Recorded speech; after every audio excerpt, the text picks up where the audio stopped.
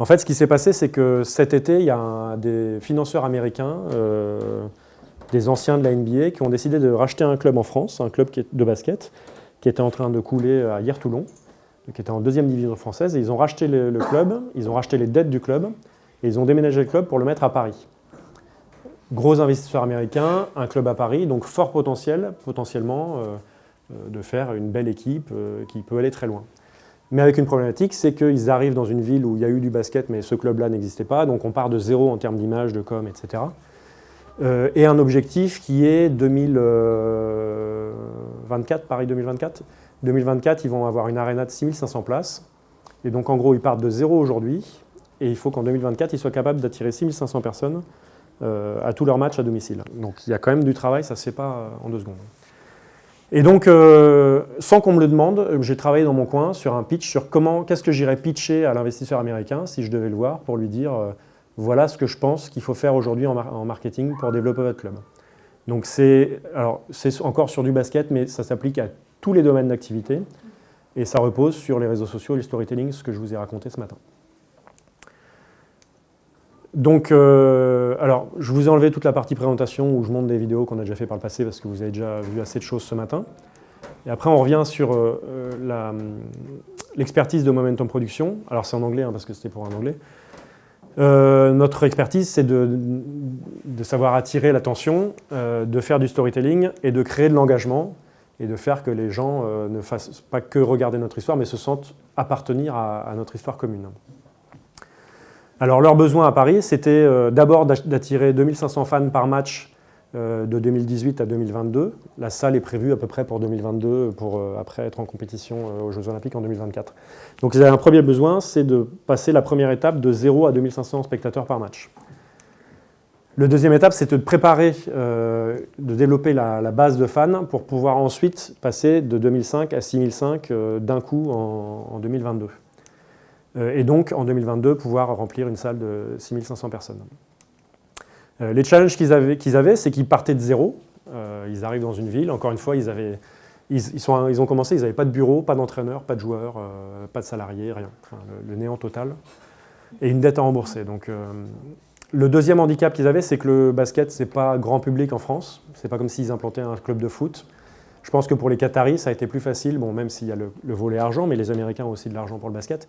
Pour les Qataris, arriver dans un club à Paris, c'est plus facile. Le club existait déjà, le foot est le sport numéro 1 en France. Donc et puis Paris a aussi une offre de niveau mondial en termes d'intérêt et de qualité sur tout ce qui est l'entertainment, donc le divertissement. Ce n'est pas forcément un avantage pour le club de basket parisien, parce que là où à Poitiers, il y a quelques offres de spectacles, mais pas tant que ça. À Paris, il y a tout ce qu'il faut à toute heure du jour et de la nuit. Donc après, pour être un peu provoque, je leur ai expliqué comment ils pouvaient rater, quelle était la bonne stratégie, la stratégie de l'échec. Il y a un livre qui est sorti là-dessus par Dominique Farrugia, je vous invite à le chercher sur Amazon.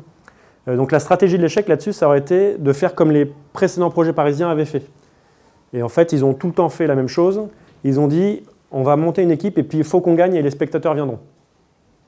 Sauf que ça n'a jamais marché, même si Paris a été champion de France en 1995. Dans une ville avec autant d'offres de spectacles, sur un sport mineur, vous pouvez gagner autant que vous voulez, ce n'est pas ça qui va remplir votre salle. Ça peut un peu marcher en province, même si je pense qu'il ne faut vraiment pas se reposer que là-dessus, mais Paris, impossible.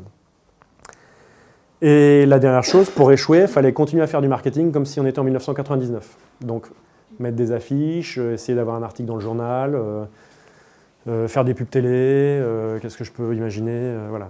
Excusez-moi, je suis un peu dur avec les autres modes de communication, mais ce n'est pas comme ça qu'il faut faire si on veut une croissance forte aujourd'hui. Donc après, je me permettais avec beaucoup de prétention de leur donner les clés pour comment réussir. Alors d'abord, il faut travailler. Parce qu'on peut dire tout ce qu'on veut, les stratégies. Alors, je voulais dire ça volontairement pour éviter tous les raccourcis. On en revient aux réseaux sociaux, comment avoir 1000 followers sur Instagram ou 10 000 followers ou machin bidule. Il n'y a pas de raccourci dans votre marketing et dans votre marketing digital. Il n'existe pas de raccourci pour que ça marche plus vite. Ça n'existe pas. Ne cherchez pas. Quand quelqu'un vous dit « je peux t'avoir 10 000 followers tout de suite », ce n'est pas vrai, ce ne sera pas des followers qualifiés, ce sera des gens qui n'auront rien à foutre de ce que vous faites. Donc, il n'y a pas de raccourci, il faut toujours travailler. C'est quelque chose vraiment à garder à l'esprit parce que je ne voudrais pas vous donner l'impression, avec les exemples que je vous ai donnés, que ça vient, que c'est facile et tout ça. Il faut toujours travailler, travailler, travailler. Et surtout quand on veut développer une relation profonde, enfin limite affective avec notre cible. On ne peut pas du jour au lendemain conclure cette relation-là. Donc on a besoin d'un plan. Donc ce que je voulais leur suggérer, c'est de commencer par le why, ce dont je vous ai parlé ce matin avec la conférence de Simon Sinek. As it turns out, all the great and inspiring leaders and organizations in the world, whether it's Apple or Martin Luther King or the Wright brothers, they all think, act, and communicate the exact same way, and it's the complete opposite to everyone else. All I did was codify it. And it's probably the world's simplest idea. I call it the golden circle.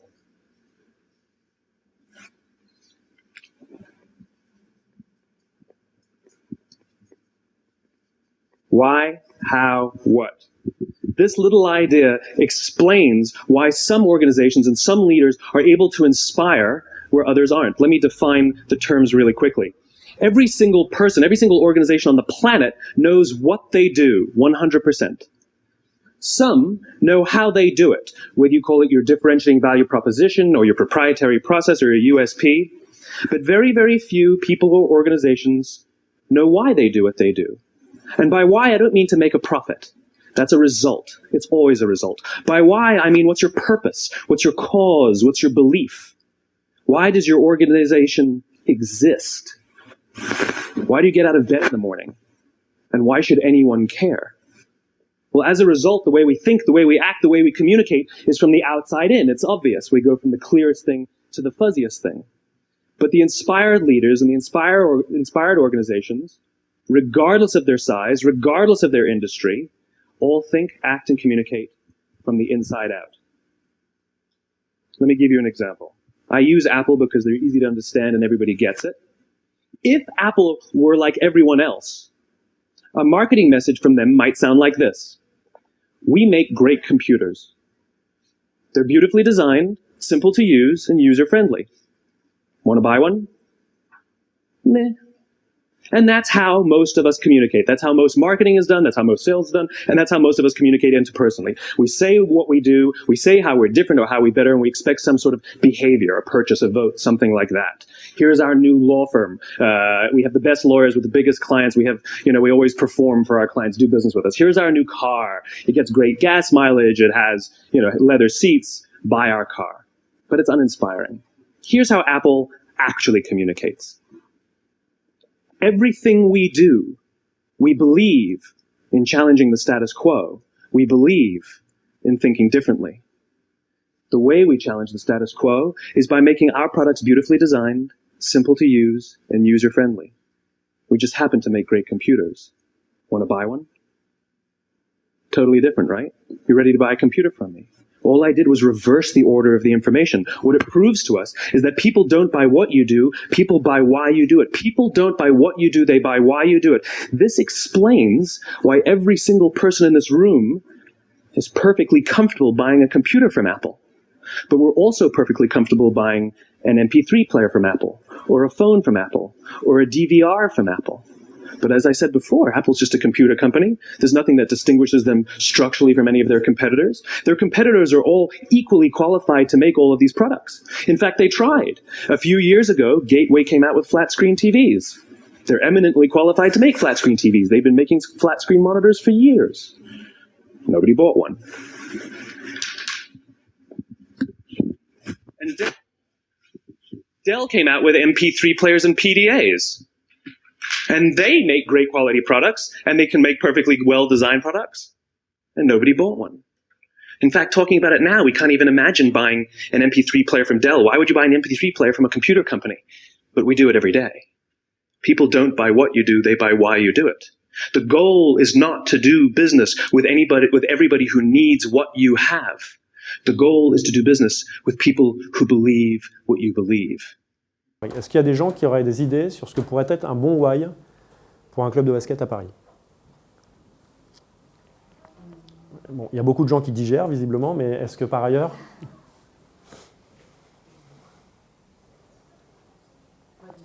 Diversifier un peu le genre de spectacle qu'on va avoir à Paris.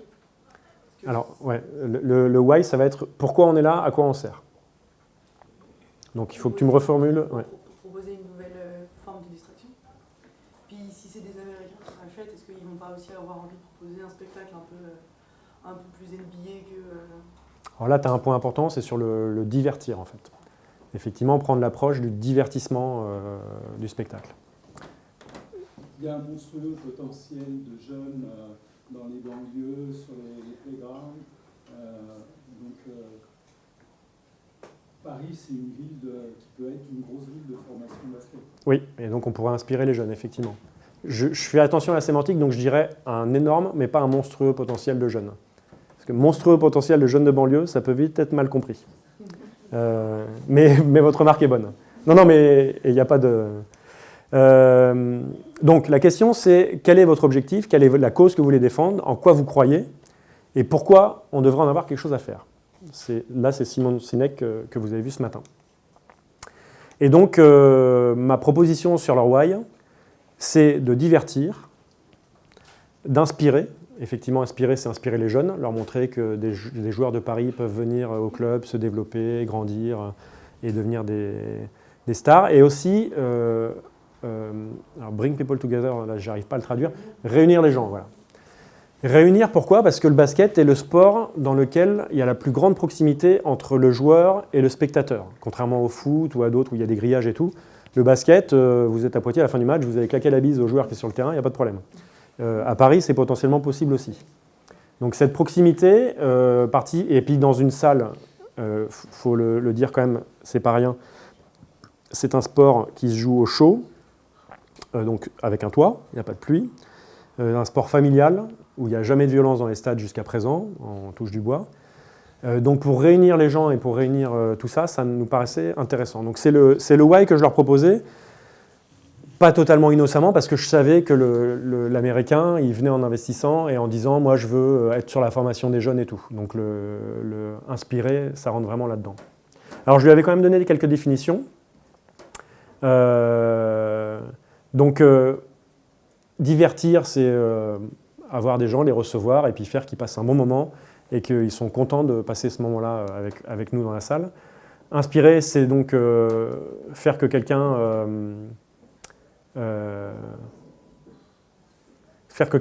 pense qu'il peut atteindre un objectif et qu'il va l'atteindre, cet objectif.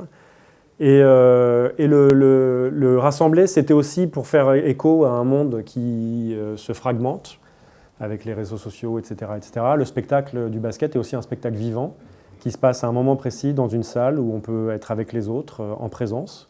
On peut en profiter aussi en dehors sur les réseaux sociaux et tout, mais le moment où il y a le suspense et tout, c'est dans la salle. Le moment où on vibre, on ressent les sensations, c'est dans la salle. Donc c'est vraiment ça que je voulais défendre pour eux. Après, je suis venu sur les principaux atouts dont dispose Paris, et qui sont autres que la magnifique ville qu'est Paris et que l'aréna qu'ils allaient avoir. Alors, leur principal atout, c'est qu'ils ont une super histoire à raconter. On part de zéro, moi je trouve ça, alors c'est parfait pour moi, on part de zéro, postulat de départ, des gens arrivent, investissent, leur rêve c'est d'avoir un grand club parisien, que va-t-il se passer ? Alors là, vous avez toute une aventure que vous pouvez décliner sur des années et des années. Donc le fait de partir de zéro, dans Paris, avec un investisseur américain qui a été dans un club NBA avant, enfin il y a plein d'éléments dans l'histoire qui peuvent vraiment faire prendre. Donc le journey en anglais, c'est la quête ou le parcours, enfin la quête de créer une franchise. En NBA, c'est des franchises parce que c'est comme les franchises en France, hein, les McDo et tout ça. Il y a la Ligue NBA qui donne des droits d'exploitation de sa marque dans différentes villes et c'est une franchise avec des propriétaires. Ça aurait été la première franchise de France, sauf que ce n'est pas une franchise parce que dans le sport européen, on fonctionne avec des délégations ministérielles, machin bidule, du sport associatif qui va vers le sport pro. Et donc de donner ce côté, la franchise, ça rappelle la NBA pour tous ceux qui sont proches de la NBA. Et puis une franchise, un spectacle qui va réunir, divertir, inspirer, enfin vraiment un bon sujet. Alors comment réussir et réussir, il ne faut jamais oublier les KPI, KPI, je ne sais pas comment on dit en français, ou si vous dites ça, les Key Performance Indicators, donc les indicateurs de performance clés. IPC, on dit ça ou... Non, je ne sais pas. KPI, ouais. Et donc, il ne faut jamais oublier les KPI. Donc l'objectif gagné, c'est remplir la salle en 2022. Donc, pour revenir sur un des points de performance les plus importants, c'est quand même d'attirer l'attention des gens, d'avoir l'attention des gens. C'est pas d'avoir des clics ou des likes, c'est que l'attention soit profonde, intense, qu'on suive l'histoire, qu'on soit vraiment à fond dedans. Donc, choper l'attention pour ensuite développer l'engagement, et l'engagement, ça développe les ventes. Bon, je reprends le truc depuis le début. Vous ne me connaissez pas, je vais vous parler, vous allez m'écouter. Si ça vous intéresse, votre attention va rester sur moi. Il va y avoir un engagement, on va parler, vous allez suivre mes aventures et tout ça. Et un jour, peut-être qu'il y aura une vente. Peut-être que je vais pouvoir, peut-être que vous allez venir vers moi pour me demander quelque chose, ou peut-être que je vais pouvoir vous vendre quelque chose. Il y a beaucoup de gens qui font le commerce dans l'autre sens, en fait, hein, qui viennent directement à la vente, vous recevez un coup de fil, allô, ouais, vous voulez m'acheter ça et tout. Moi, j'ai jamais acheté de quelqu'un qui me saute dessus pour me vendre quelque chose. Et l'exemple un peu choquant, mais que je vole à un marketeur américain, c'est l'exemple de la boîte de nuit. Donc, un homme qui va en boîte de nuit voir une femme et qui lui dit « Est-ce que tu veux coucher avec moi sans la connaître ?» Son taux de conversion, je vous laisse l'imaginer, si on peut parler de taux de conversion, hein, désolé pour le langage marketing, son taux de conversion va être assez faible. À part s'il est footballeur international, et encore, mais je ne suis même pas sûr, ça peut être vexant quand même. Par contre, quelqu'un qui viendrait dans la boîte de nuit, qui commencerait à engager la discussion, à s'intéresser à la personne, à raconter 2-3 histoires, il y a un échange qui se crée, il y a des choses, il peut se passer plus de choses derrière. Donc dites-vous bien que quand vous faites du commerce, n'allez pas comme si vous alliez voir quelqu'un en boîte de nuit pour dire « j'ai envie de coucher avec toi ». Parce que vous allez avoir du mal à conclure. Voilà, j'en ai fini avec mon exemple un peu choquant, mais visiblement, je ne veux pas trop choquer. Vous êtes une génération que ça ne choque pas, c'est bien. Donc, comment on développe un engagement profond c'est le storytelling, ça on va parler toute la matinée. Donc, c'est vraiment de raconter l'histoire, les bons et les mauvais côtés, de faire connaître les personnages, de faire connaître les joueurs, l'intendant, le préparateur physique, faire connaître des supporters, filmer des réunions à la mairie de Paris pour savoir comment on négocie pour avoir la salle. Toutes ces choses-là ont un intérêt. Et puis ensuite, donc, je suis votre aventure, je suis engagé émotionnellement, et donc je veux faire partie de cette aventure. Et puis là, vous pouvez remettre, je vous refais, boîte de nuit, je suis votre aventure, je suis engagé émotionnellement, et je veux faire partie de votre aventure. Voilà. Et puis le dernier point, c'est de faire du marketing au goût du jour, et pas de faire du marketing des années 90. Alors le storytelling, donc là je reviens plus dans du très concret. La vision que j'avais pour eux, c'était la création d'une web-série qui s'appellerait La Franchise et qui raconterait l'histoire de la création de cette franchise, même si ce n'est pas une vraie franchise, mais le terme résonne beaucoup dans le monde du basket.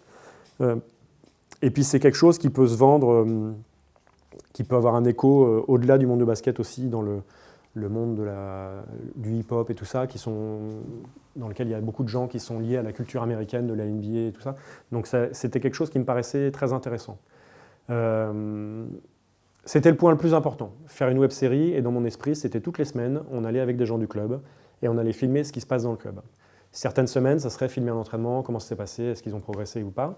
La semaine d'après, ça serait aller filmer un rendez-vous à la mairie pour savoir comment on va pouvoir améliorer la salle. La semaine encore après, ça va être filmer l'intendant en déplacement, comment il gère les sacs et tout ça, pour que les gens se sentent dans l'aventure, voient l'intérieur de l'aventure, et se sentent vraiment proches de tout ce qui peut se passer.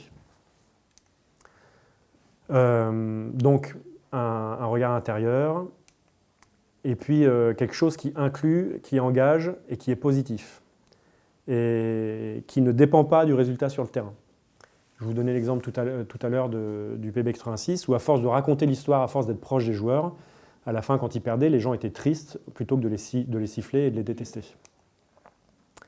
Après, l'idée était aussi d'utiliser le marketing des influenceurs, dont je n'ai pas parlé ce matin, mais qui est quelque chose d'important.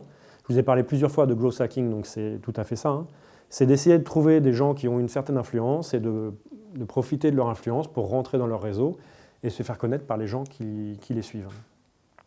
Donc mon idée, c'était de se dire, on fait une journée de tournage par semaine, excusez-moi, donc ambitieux, hein, ça fait pas mal de boulot. Dans la journée, on va filmer un sujet de la vie du club, et puis on va en profiter pour caler un rendez-vous, qui peut être juste un meeting face à face, entre une personne du club, le responsable marketing, le directeur général, qui on veut, et une personnalité, et on va aller les voir en leur disant, sincèrement, hein, on n'est pas là juste pour utiliser leur image, en disant voilà, on veut développer le basket parisien, on lance une franchise, voilà, on veut que dans quelques années, ça soit le spectacle de Paris. Quelle est votre idée sur le sujet? Et interroger vraiment des gens de différents domaines pour qu'ils nous apportent leur point de vue. Donc j'avais identifié First in Line, donc les premiers auxquels il faut accéder. Et puis je vous ai mis un petit hashtag en dessous. L'idée, c'est de hacker la culture. Alors en anglais, hacking culture, c'est pas hacker la culture, le théâtre ou les trucs comme ça. C'est hacker la culture populaire, on va dire. Donc le but, c'est d'aller dans la culture populaire, de voir qui sont les gens qui sont les références de tout un chacun, et se reposer sur ces gens-là pour développer la visibilité du club. Donc l'idée au départ, c'était de monter des opérations avec des youtubeurs parisiens qui ont plus de 240 000 fans chacun. Donc il se trouve que c'est 2 youtubeurs que je connais, donc c'était quelque chose de tout à fait envisageable. Ensuite, j'avais identifié par connaissance interposée que Baptiste Le Caplin, qui est un acteur semi-mainstream, on va dire, moyennement connu, mais qui a déjà fait son trou, fan de basket, 330 000 followers sur Twitter, 70 000 fans sur Facebook. Je m'étais dit, on pourrait aller rencontrer cette personne-là aussi. Après, on enchaîne avec Oxmo Puccino, qui est un rappeur assez connu dans le milieu du rap et qui se trouve être le frère du directeur sportif du club de Paris, qui est lui un basketteur. Et puis ensuite, aller plutôt dans le lifestyle avec Petit Bambou, qui est un de mes clients, donc je pouvais les introduire directement. Petit Bambou qui a 900 000 fans sur Facebook et qui a 500 000 utilisateurs. Alors ils ont passé le million depuis le moment où j'ai fait cette présentation. Et le dernier point, c'est que la station F, qui est un endroit où il y a 3000 startups, se situe à quelques mètres de l'endroit où il y aura la salle du club de basket de Paris. Donc l'idée à chaque fois, c'était de rencontrer ces gens, de discuter avec eux, d'avoir un échange tout à fait naturel et de filmer une conversation. C'est pas vraiment une interview, hein, c'est vraiment un échange sur pourquoi tu aimes le basket, comment tu verrais les choses, etc. etc. Et de faire des formats longs, et sachant qu'à chaque fois qu'on va filmer cette intervention avec la personne et qu'on va la diffuser, on va avoir potentiellement donc, tous les fans de cette personne qui peuvent regarder l'interview, et aussi cette personne peut nous renvoyer vers d'autres personnes connues, et par un effet boule de neige, on peut se retrouver à toucher, vous savez, la théorie comme quoi on est à 7 connaissances, 5 ou 7, je connais une personne qui connaît une personne qui connaît une personne, tout le monde connaît Trump à 7 niveaux de connaissance. Donc il faudrait en enlever un pour ne pas connaître Trump, parce que c'est... excusez-moi de faire un peu de politique. Donc l'idée, c'est des influenceurs de différents domaines, vous avez bien vu, hein. Il y a du rap, il y a de la méditation, c'est pas la même chose, mais notre but, c'est de toucher un public le plus large possible. Après, si on voit qu'il y a un public qui marche mieux qu'un autre, on peut éventuellement aller plus fort dans ce domaine-là. Mais l'idée, c'était vraiment de balayer tous les publics pour faire sortir le basket de la salle et sortir le basket du juste l'idée de sport. C'est un lieu qui réunit, inspire et divertit. Et puis le dernier point, c'était faire la gestion des news sur les réseaux sociaux et sur le site web. Donc, ce sur quoi j'ai mis en bas, vous savez déjà faire, donc on ne va pas passer notre temps à raconter ça. C'est-à-dire qu'effectivement, toutes les bonnes pratiques pour raconter les résultats sportifs du club, ce n'est pas des choses très compliquées. Il y a certaines chartes éditoriales à mettre en place, mais une fois qu'on les a mis en place, ça marche. Mais surtout, si on veut voir grand, big picture, comme disent les Américains, c'est pas avec des news sur le résultat du match sur Facebook qu'on va le faire. C'est plutôt avec une vidéo qui fait le buzz parce que Oxmo Puccino a dit quelque chose d'intéressant. Là, je vais en venir à la partie probablement la plus importante, avec des bouts de mise à jour de ce que je vous ai dit toute la journée.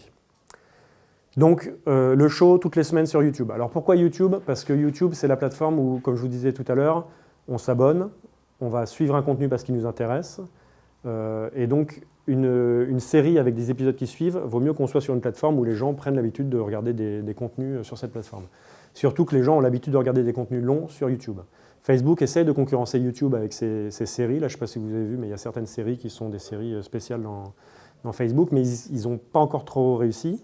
Ils sont très décevants en termes d'engagement. J'imaginais que Facebook boosterait à fond ces séries-là, puis en fait, il n'y a pas tant de vues que ça.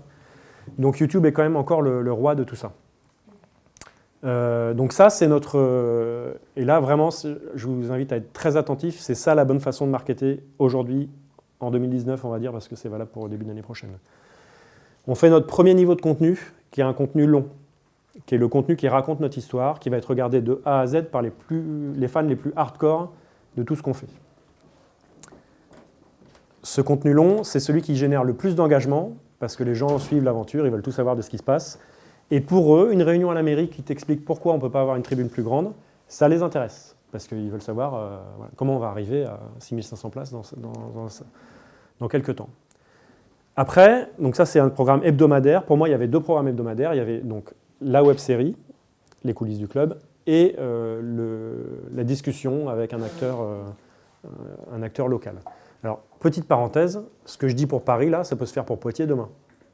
Vous faites une interview par semaine. Une fois, c'est le directeur du TAP ou du Confort Moderne qui vous parle d'un truc. Une autre fois, c'est le mec du basket.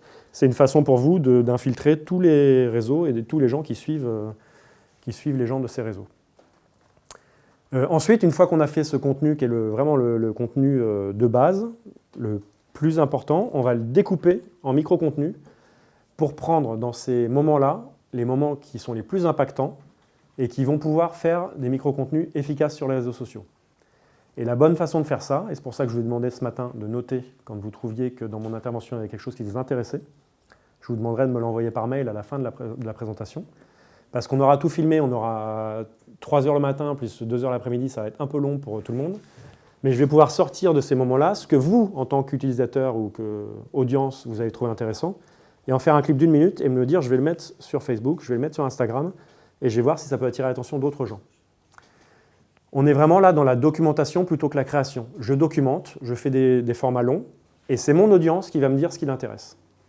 Parce que, alors, on va laisser les artistes de cinéma continuer à nous faire des films qui nous font rêver et tout ça, mais pour le marketing, c'est quand même beaucoup mieux que d'être 3 gugus dans un bureau, de se dire « ouais, moi je suis sûr que c'est ça qui va intéresser les gens », alors que on ne sait pas du tout. Donc là, vous avez une audience, profitez-en. Et donc, ça se rétrécit en termes de durée de contenu. On va faire du micro-contenu pour essayer d'engager de nouveaux fans.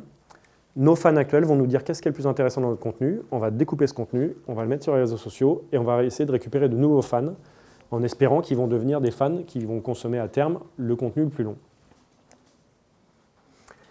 Et après, la dernière partie, c'est la partie publicitaire. On a fait le gros contenu sur YouTube. Lui, on ne va pas vraiment s'en servir en marketing direct. On a le contenu, micro-contenu sur les réseaux sociaux, c'est ce qui nous intéresse le plus. Et là, pour vendre nos matchs, après avoir raconté toute cette histoire, on va cibler les gens qui ont regardé notre micro-contenu plus de 75% de sa durée, ce qui nous assure que c'est des gens qui ont vraiment regardé, pas un contenu qui est passé dans le fil d'actualité. Au passage, techniquement, vous pouvez additionner ces personnes-là sur différentes vidéos. Donc imaginons que j'ai 10 vidéos qui ont fait 1000 vues chacune, on pourrait se dire mince, je vais avoir personne au total. On peut prendre les 75% sur toutes ces vidéos, donc 75% de 10 fois 1000, 10 000.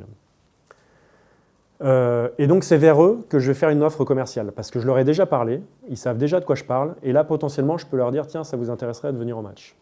Et ce qui est intéressant dans l'offre commerciale qu'on va faire derrière, c'est de s'adresser précisément à eux. Facebook vous permet, sur l'audience que vous avez récupérée, des gens qui sont déjà engagés avec vos contenus, donc les fameux 75% qui ont regardé vos vidéos, les fameux qui ont regardé votre vidéo au moins 75% de sa durée, on peut dire dedans, tiens, je vais trier les femmes de 18 à 25 ans. Je vais trier les hommes de 40 à 50 ans. Et je vais peut-être faire une offre famille pour les hommes ou les femmes de 30 à 50 ans, en disant, venez à soirée basket, c'est sympa, on peut manger des sandwichs, voir un beau spectacle et tout. Les jeunes, je vais peut-être leur dire, venez voir les stars de demain. Les plus âgés, je vais peut-être leur dire, emmenez vos petits-enfants dans un spectacle où il n'y a pas de risque pour la violence. Bon, j'exagère volontairement les thèmes, mais vous voyez comment on peut affiner son message. On peut imaginer que si vous avez une vidéo qui a bien marché parce qu'il y avait une interview d'Oxmo Puccino, encore une fois, qui dit c'est super et puis ça a buzzé parce qu'à un moment il a dit un truc vraiment pertinent. On peut imaginer que si cette vidéo a buzzé, vous lui demandiez bah, tiens, on voudrait un message publicitaire pour que tu dises aux gens de venir au match. Et on va cibler tous les gens qui ont kiffé le message d'Oxmo Puccino. On va les cibler et leur dire regardez, c'est lui qui vous invite au match. Et là, forcément, vous voyez bien que la conversion va être beaucoup plus efficace. Donc encore une fois, l'objectif de ces outils, c'est vraiment de transmettre le message aux personnes que ça peut intéresser dans un contexte qui leur correspond. Je n'ai pas amené, mais je vais faire une petite parenthèse. À une époque, je m'occupais de l'organisation aussi du tournoi Urban PB. Donc c'est le tournoi de 3-3 dont la finale a lieu Place d'Armes. Je ne sais pas si vous avez déjà vu un gros tournoi en extérieur. Et on avait une problématique à l'époque de création de tournois de qualification. Donc le tournoi Urban PB, c'est une finale, et en fait pour y participer, il faut avoir gagné un tournoi de qualification. Ces tournois se passent dans différents clubs localement. Et on avait une difficulté pour toucher les clubs pour qu'ils organisent ce tournoi. Et la difficulté, c'était notamment que les gens qui décident, c'est des dirigeants de clubs, qui sont souvent des retraités et qu'on ne savait pas trop comment toucher. On peut essayer d'aller les voir dans les clubs, mais c'est compliqué. Et donc, est-ce que vous avez une idée de comment on a fait pour utiliser Facebook pour toucher des retraités dirigeants de clubs de basket? Vous avez parlé de leur club? Pardon? Vous avez parlé de leur club respectif? Non. Qui on a ciblé, à votre avis, pour que... Leurs femmes? Non, on a ciblé tout simplement les membres du club. Parce que qui parle avec le président du club? Les licenciés du club. Donc on a fait un message, on avait la chance d'avoir un fichier de licenciés de la région. Donc on a fait un message, on a injecté dans Facebook, il y a cette possibilité dans Facebook d'injecter des fichiers mail et que Facebook retrouve ces gens comme abonnés à Facebook. Alors quand on met un fichier de 100 personnes, on ne retrouve pas les 100 personnes parce que moi j'ai mon mail perso dans Facebook et j'ai mon mail pro, le mail que vous avez de moi c'est mon mail pro. Mais on retrouve quand même un certain nombre de gens. Ça crée une audience, ça crée pas, on ne sait pas personne par personne qui... et ça crée une audience de gens vers qui on peut envoyer une publicité. Et donc ce qu'on a fait sur ce cas précis, on a filmé une pub avec Sylvain Meignet, qui est un basketteur local qui était assez connu à l'époque de la pub. Il est toujours connu, mais un peu moins parce que ça fait plus longtemps qu'il a arrêté. Et la pub, c'était... Hey, reste là. T'es basketteur. Tu connais Urban PB. Tu savais que tu pouvais organiser un tournoi de qualification avec ton club?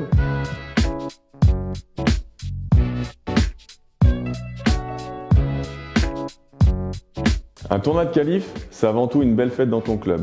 C'est aussi le moyen de découvrir le 3-3 et son côté street.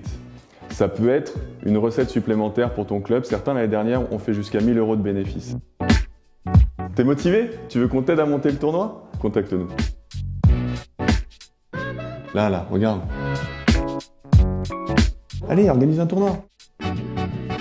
Allez, viens. On a lancé cette pub et on s'est retrouvé avec beaucoup trop de demandes et avec des gens de Strasbourg. Donc le 3-3 en France, c'est divisé par zone territoriale, comme il y a les grandes régions et tout ça. On a des gens de Strasbourg qui nous ont appelés en disant « Nous, on veut participer à votre tournoi ». On leur a dit « Non, vous correspondez à la zone Strasbourg. Non, nous, on veut participer à votre tournoi à Poitiers ». On a eu des gens de Saint-Chamond, enfin de bled un peu partout en France. On a eu beaucoup trop de retours, mais c'est très bien.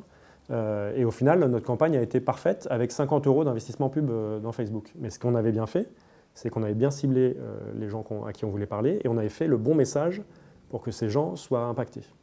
Donc je referme la parenthèse, mais c'est pour vous dire comment il y a des vraies approches stratégiques à faire et pas juste cliquer sur booster une publication.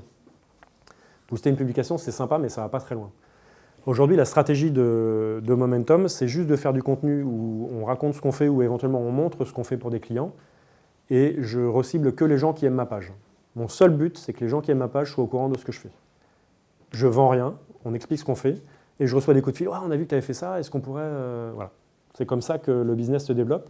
Et je ne vais jamais voir quelqu'un en disant « Oui, tu n'aurais pas besoin d'une vidéo, d'un machin… » Non, ça, je ne fais pas du tout. Je fais que retargeter des gens qui me suivent déjà pour qu'ils suivent mon histoire. Dans cette conférence, donc, s'il y avait des moments intéressants, je vais les utiliser pour essayer de performer.